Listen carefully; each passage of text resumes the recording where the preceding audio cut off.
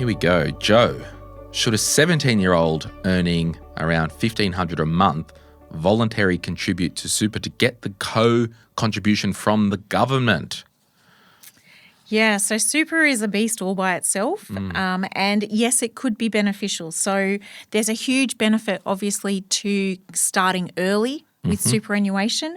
So the earlier you can contribute, you get the benefit of compounding. So that is really one benefit of having superannuation contributions. But the co-contribution is that the government will match 50 cents for every dollar you contribute up to the cap. So your taxable income needs to be less than $43,455 to be eligible for the full $500 co-contribution, but you have to contribute $1,000 to get that $500 back.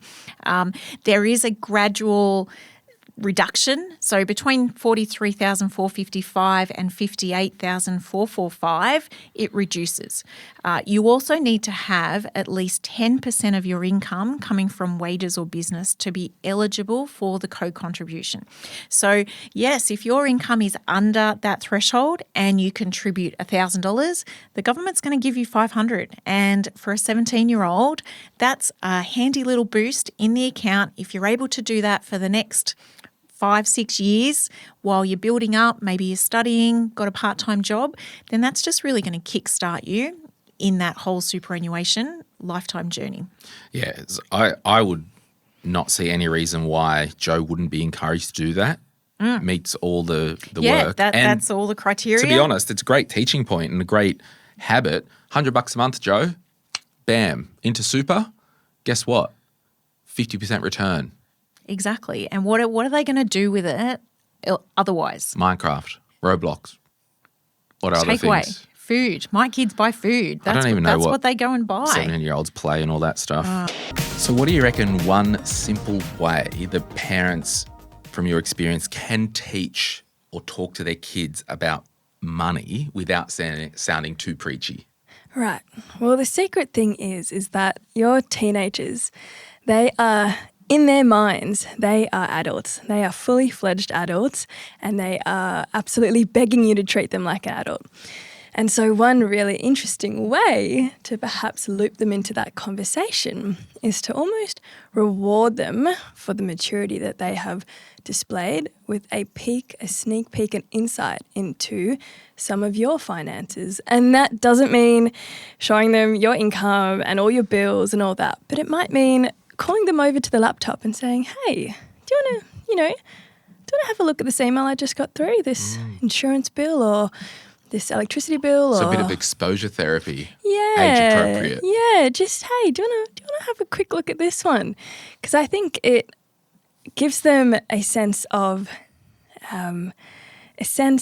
being an adult and being let into your adult world, and they can see some real things. And that could look like even, maybe whether you have an automated savings transfer that you have set up, or maybe you manually transfer your savings or investments across, is showing them how you do it. Yeah. And that quite simply creates that conversation, starts a conversation, creates that curiosity. Yeah. And I know, I've said to a friend of mine, if your kids are having a tantrum that you can't buy them the new pair of Nikes or insert cool thing here for a teenager, that's $120. Come and have a look at this and I'll show you what we have to pay each month to keep this house, sounding old, but to literally keep the house running. And, I know that you say you don't need to show them a list of expenses, but at least that could be a tactic. Don't worry about our income. That's our business. Yeah. That as a member of this household, this is what we actually have to pay.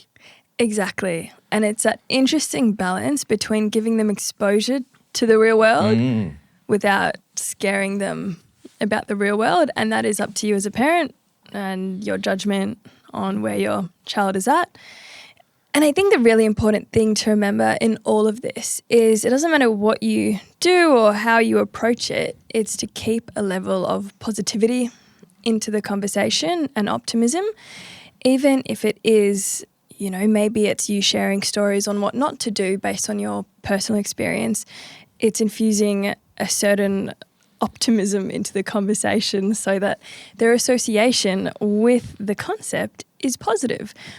And so that you are signaling to your child that conversations about this topic are positive and they're judgment-free, and you are open to having these conversations when they do become more serious and more important down the track. And it's probably speaking to the individual child and their interests because, you know, John, who hosts the show with me sometimes, he's got 3 kids. One of them's like the saver and the other one's like the shopper and all this stuff. And I just think it's an awareness, and that's why I wanted to have a chat with you today. But just kind of, you've got a lot of content that we'll talk about in today's episode that gets taught in some schools around Australia. From your experience, you know, having all this content with teenagers, what do you reckon one or two of the big myths around money with teens? Yeah, absolutely. I think when people look at our content, they often go, geez, that's a lot of financial education for a young person when you're competing with an already packed curriculum. But the reality is that a teenager does not need to walk out of school with the next, financial, with the financial expertise that an adult has. They just will not have that because their life stage isn't there yet. So it's no immediate interest for them yet. And so when you teach your child, whether that's at home, in the family home, or at school, the expectation is not for that child to be 0 to 100 in day one. Exactly. It's not a financial, technical expert. It's simply to have the exposure and get that conversation going so that when they do encounter it in the real world, they go, I've seen that before. I remember, Miss Johnson at school, she's telling me about so-and-so. You know what? I'm going to give that a Google because I have just enough exposure to it and context of where that topic kind of fits in to my space that I have the confidence to go and then research it or ask the right questions. So that, I would say, is a number one myth around teens, is you do not need to create teenagers or children that are experts in the topic. It's just to get them interested and engaged. If someone has kids out there and they see a signal that, oh, hang on, this kid's asking about questions, what's another way that parents can start to introduce the concepts of money into the framework or the conversation? Yeah, absolutely. Well, we were talking about this before, about how, you often get people on the podcast that might have that imposter syndrome about, oh, well, I'm not an expert in this, I'm not an expert in that. And that applies directly to parents, saying I'm not an expert in finances. So economics. Yeah, exactly. So I don't have much to tell my kids. In fact, I talked to a teacher the other day who literally said to me, she said, I get the shivers every time I think about teaching financial education at school. Like she goes, I get terrified. And the truth is that you are an expert in your own experience. And you have so many stories, war stories or win stories, as we like to call them, that you can share with your child that either teaches them what to do or what not to do. And it's about removing the shame in that from your end and realizing that you coming to the forefront and being vulnerable about that, and maybe you don't say all the details and all the specifics, but you being vulnerable about that creates that open space and that open conversation for your child to go, you know what, it's, having negative experiences or struggles with money is okay because I've seen mum and dad open up to me about it, and it's okay if I have them too, and I can engage with other people and share that, and in that way halve the problem when they're older. Because a lot of people, most people have some sort of struggle with their finances. And I know in your if you are watching on YouTube, you can see here this is big fat textbook which we will talk about. When I was reading through this, so there's a heap of lessons that teachers use, and there's a whole digital program and all that they can plug in. One of the things, and actually we'll talk about it as soon as we kind of the first thing we talk about, but I found it interesting with those war stories around when you talk about the debt cycle and teaching kids about the buy now, pay later and afterpay. It could be, once your father or your mother and I, we really wanted this thing, we kind of had the money, so we did that, but then because we did that 3 weeks later, something came up, but we didn't have the money because we overextended prior. Exactly. And it's like, buying a car, if you don't have any context on what a car actually costs to own. I mean, a car costs for a young person literally just to have it on the road and drive it around every now and then, 5, 6, 7 grand a year. Yeah. And, that could be a lesson that you discovered when you were younger, and that's a lesson that was perhaps painful for you and a very easy lesson to share with your child, and they can either choose to take that lesson or leave it, but giving them the information and saying, hey, yeah, you can go buy that secondhand, $4,000 car, but just heads up, when I did that when I was younger, Yes. that came with a replacement of the engine and all those other costs that, a young person, until they experience it, they wouldn't have any clue. So I guess at the end of the day, what you're ultimately trying to do is reduce the dangerous trial and error. I mean, in learning how to be an adult, there's always a measure of trial and error. That is how you grow up. You can't eliminate all of it. But when it comes to money, a lot of that trial and error can be dangerous. Yeah, that's cool. So it's reducing that. Alex says, I enjoyed the new TMI show and it reminded me I've been wanting to ask about this. My kids and I have spent 5 years regularly investing $50 per fortnight across 2 Spaceship products with a plan to set and forget when it reaches 10K. What next? Start saving for an index-based ETF. Currently paying off a mortgage very slowly, one below average income, no other debts or significant assets. For context, this was a way to show teenagers the ups, downs and advantages of investing versus putting the money in an account for 7 to 10 year goal. Half the money will probably be taken out in 2 years' time to help fund a car, gap year or uni.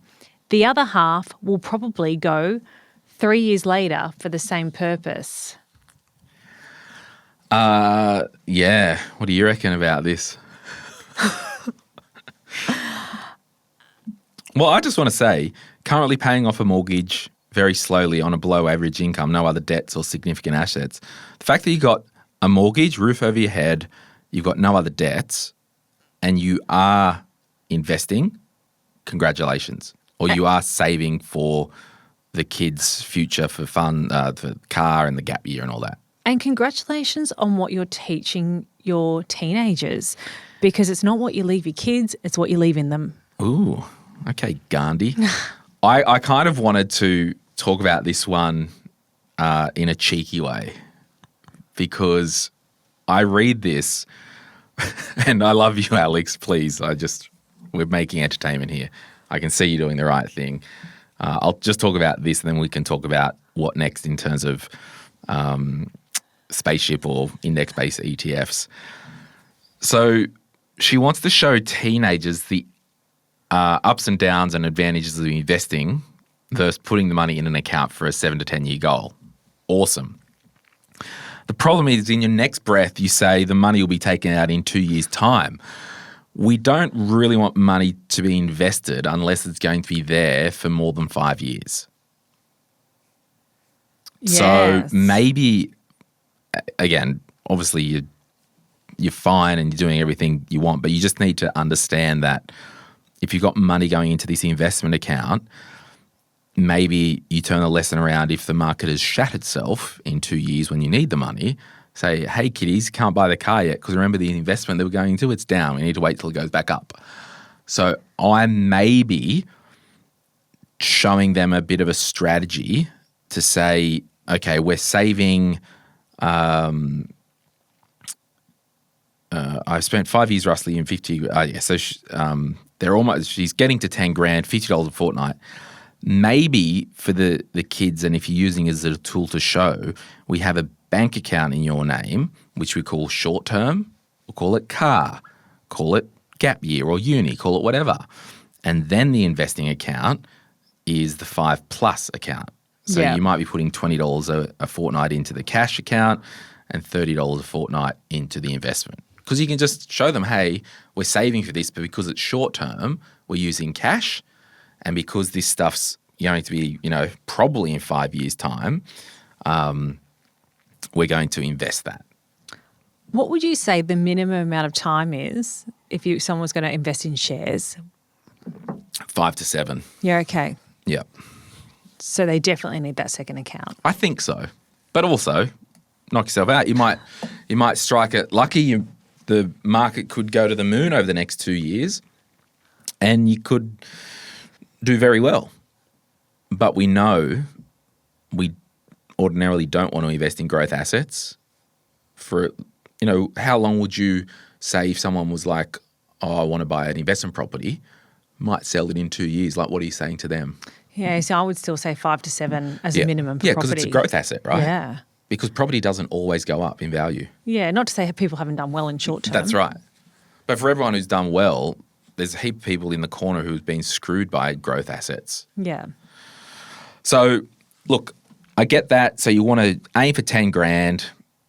Maybe it could be we're just going to save, we're going to pause the investing and save 5 grand in cash, then the rest, or split it that way. But when she says what next, because she's in 2 Spaceship's products, once it gets to 10 grand, well, you can leave it in Spaceship.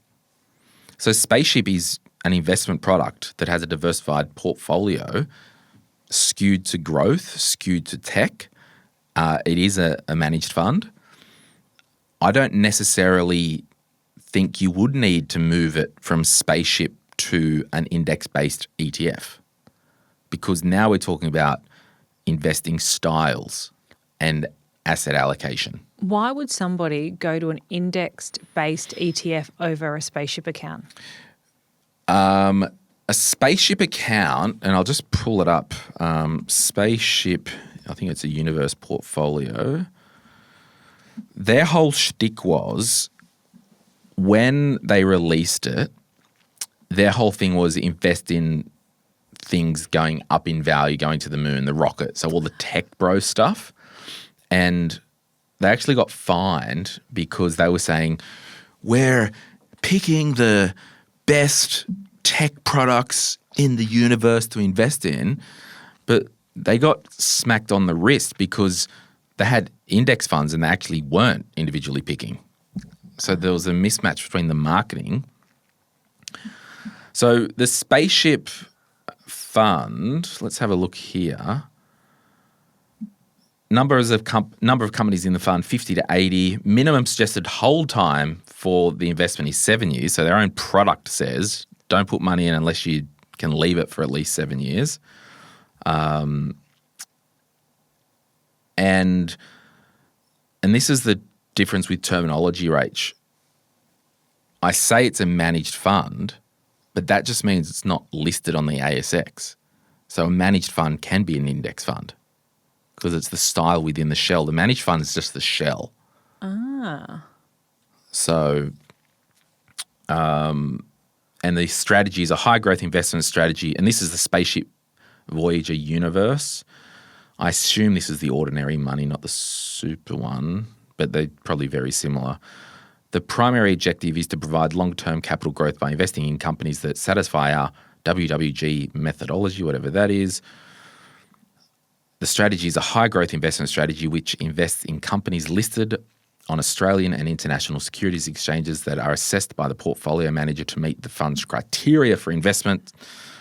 These are companies considered to have competitive advantages and future products or service growth potential. So the whole thing was, I think they're underlying the Australian listed companies are 10 to 30% target. International is 50 to 80, and the cash allocation is between 0 and 15%. But I think their whole thing was there was a big portion of that fund that was just an index fund. But I haven't had a look at this Spaceship product for a while because there's that many products out there. So I don't think it. So what you need to do, and this is a really good thing if you do want to start to learn more about investing, Alex, and maybe I'll send you a message on Facebook and I'll send you a copy of our book, The Quick Start Guide to Investing, because when you start to talk about this stuff, you really want to look at the goal. What are we investing for? Then what we do, we go, okay, well, what structure do we want? Well, if I'm investing for the next 40 years, well, I may as well use super. The structure's already set up. Or if I'm investing for 7 years, well, super's off the table, or an investment bond is off the table, or a trust or a company is off the table. So we look at our goal, then we look at our structure. Then what we do within that, we say, well, what's our investment product and strategy? And within that, we then go, okay, well, do we want a 100% growth portfolio? Do we want just VGS? Or do we want some blended Australian property, Australian equity? Do we want all that? Then it's a question, well, do we want active or passive fund management? What's the difference between active and passive fund management? It's a great question looking at the time, but we'll go there just to help. Because I actually don't know. Yeah. So on the ASX 200, right? Have you heard of that? I have, yeah. So well, hey, I don't want to assume anything. Let me just do this ASX 200 ETF, holdings IOZ.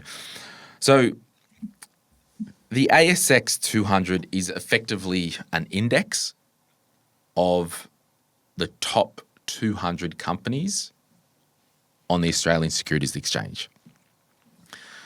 So the index is a weighted index.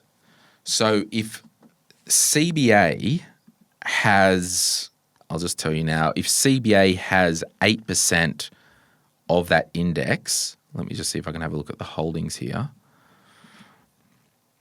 Yeah, here we go. Oh, no, it's up to just under 12% as at the start of July. Don't know when this episode's going up. Might be a bit later. So at the start of July, the weighting that CBA has is 12% of the 200. Does that make sense? Yeah. So there's products out there that you invest in that just match the index. So if I put $10,000 into an ASX 200 ETF of Australian only, I've got $1,200 of CBA. So that's an index approach. Yep. And it's low cost because every quarter it rebalances back to the index. So it's really cheap. Active fund management is the companies that go, our goal is to choose our own companies, you get it now, and try and outperform the index. Yep. They charge a higher fee. 80% of those companies out there don't beat the index. Really? So for most of my equity investing, I do index investing. So that's what I mean. We look at our goal, we look at our structure, or in terms of ownership structure. Then we look at our portfolio composition, risk profile, allocation, and that could be, I really like Spaceship that they've got a high skew to international equities. I'm happy with that. They might have an active portion in there. They might have an index portion. It might all be index. Or you say, well, I'm happy with a one-stop shop and I'll just buy an ETF that's Vanguard, VDAL or VDHG and just shovel money into that. So that's how you kind of go down. And it could be I don't know, does that make sense to you or? It makes sense to me. Yeah, because for me. I had a big penny drop as you explained it. I'm more of the view that when I make decisions, I have to walk down the garden path and make those decisions in order to make sure that I'm making the right decision. Because the reason where investors can fall into a trap, and we talk about this in the Quick Start Guide to Investing book, you should have a read of it. Yeah, I have read most of it. I just didn't retain that little bit. That's all right. People go, I just want to invest in an active ETF that's listed. Okay, awesome. They run out and they invest in an active ETF that's listed, and they can only get that in their own name because there's no super fund that does an active ETF that's listed, for example.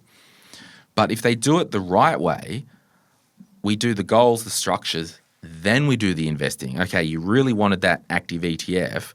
Well, the trade-off is it's going to be better to have it owned in this investment bond or in super. Let's try and pick an investment within this structure that is most like what you think you wanted. Yeah. It's very similar when people come in and say, I saw CBA advertised on the news, I want a loan with CBA.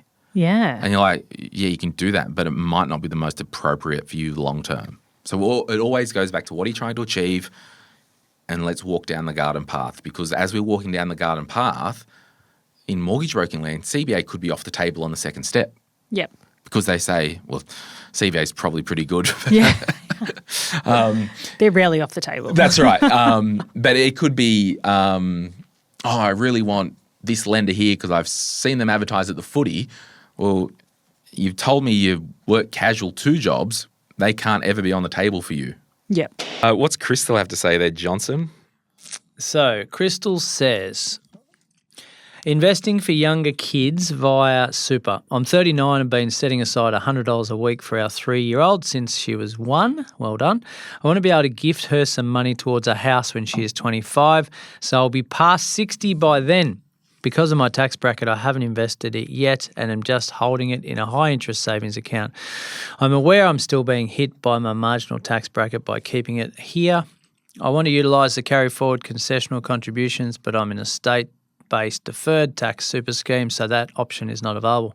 I'm wondering about opening an account with a separate super fund to access this and the reduced tax by investing in super instead of outside it. Has anyone done anything similar? Anything I should investigate further before jumping in? The money won't be accessed until after my preservation age, so that isn't a concern. Thanks all. Whew. Wow. I love it. Love it.